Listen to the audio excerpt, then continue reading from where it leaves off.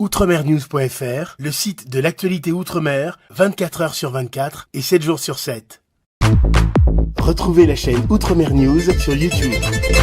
Caro Keraland présente Caro Coco Park, votre parc de loisirs et de détente. Jardin créole, toboggan géant, activités aquatiques et terrestres vous apporteront à la fois sensations, adrénaline et décontraction. Régalez-vous dans son restaurant, le Coco Blue, ou dans l'un de ses snacks. Partagez des émotions fortes dans la zone de jeu Coco Game, où Escape Game, réalité virtuelle et Maison de la Peur vous offrent un 3 en 1. Fêtez vos meilleurs événements avec Caro Coco Recept dans nos espaces privés lounge. Séjournez chez Caro Coco Lodge, des hébergements de charme, proches de la plage ou du spa. Caro Keraland, le cœur de tous vos loisirs. Guyane, actualité. On parle d'une grève ce 5 décembre et justement pour nous en parler c'est monsieur Florian Aignan qui est co-secrétaire FSU Guyane. Bonsoir. Bonsoir. Alors justement vous avez décidé de faire grève donc ça c'est le corps enseignant ce jeudi. Pourquoi ? Alors c'est pas le corps enseignant qui fait grève, c'est vraiment une grève fonction publique, toute fonction publique, face aux attaques sans précédent contre justement les fonctionnaires sur l'ensemble du territoire français. Donc c'est pour ça qu'on sera mobilisé le 5 décembre, ce jeudi 5 décembre. Pourquoi vous avez décidé de faire une grève ? C'est au niveau national en plus. C'est au niveau national et donc comme je le disais, il y a de nombreuses attaques. Vous avez forcément suivi l'actualité avec le projet de budget et dans ce projet de budget, les jours de carence contre les fonctionnaires, la suppression de la JPA, le gel du point d'indice et tout un tas d'attaques, entre autres suppression de postes aussi dans la fonction publique. Et donc c'est pour toutes ces raisons et donc pour défendre les services publics qu'on se mobilise le 5 décembre. Alors, quelles sont vos revendications justement ? Nos revendications, elles sont nombreuses. Déjà, l'abandon de toutes ces mesures que je viens de citer, les 3 jours de carence qui sont vraiment injustes. En réalité, on aligne les fonctionnaires sur ce qui se fait de pire dans le privé.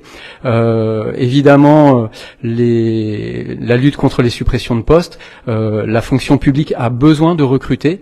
On a tous pu constater partout sur le territoire et particulièrement en Guyane, que de nombreux services publics dysfonctionnent, qu'il n'y a pas assez de services publics ici en Guyane. Donc on a besoin de recruter et non pas de supprimer des postes comme c'est le projet du gouvernement actuellement. Et puis bien évidemment, ça fait des années qu'on se bat pour l'augmentation des salaires et donc le gel du point d'indice est inadmissible pour nous.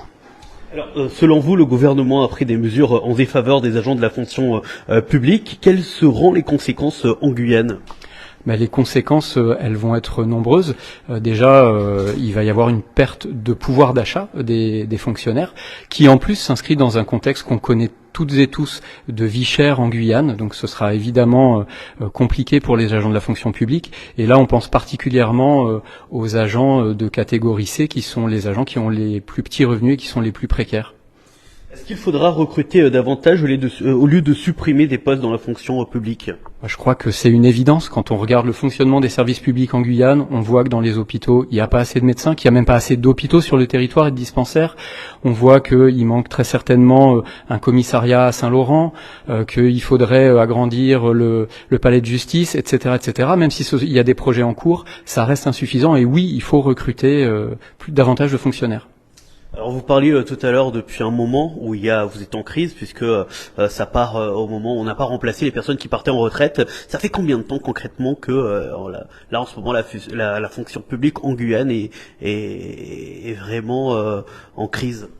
Alors la fonction publique en Guyane, je vais parler de la fonction publique en général sur le territoire, puisque ça a commencé avec Sarkozy, et donc le non-remplacement d'un fonctionnaire sur 2.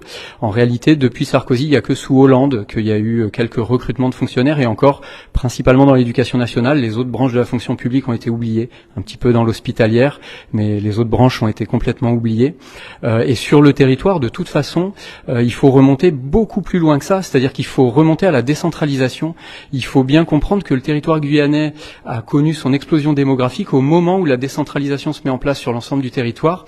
Et là où la Guyane avait besoin que l'État investisse dans la fonction publique, dans des constructions de structures, dans des emplois, en fait, elle a désinvesti complètement en décentralisant. Alors, dernière question, faut-il revaloriser le point d'indice ? Oui, il faut revaloriser le point d'indice parce qu'il a été gelé depuis de trop nombreuses années. On peut prendre différents exemples parce que c'est différent pour chaque corps, mais le gel du point d'indice sur les années passées revient par exemple pour les enseignants à une baisse de pouvoir d'achat, une perte de pouvoir d'achat de 20%.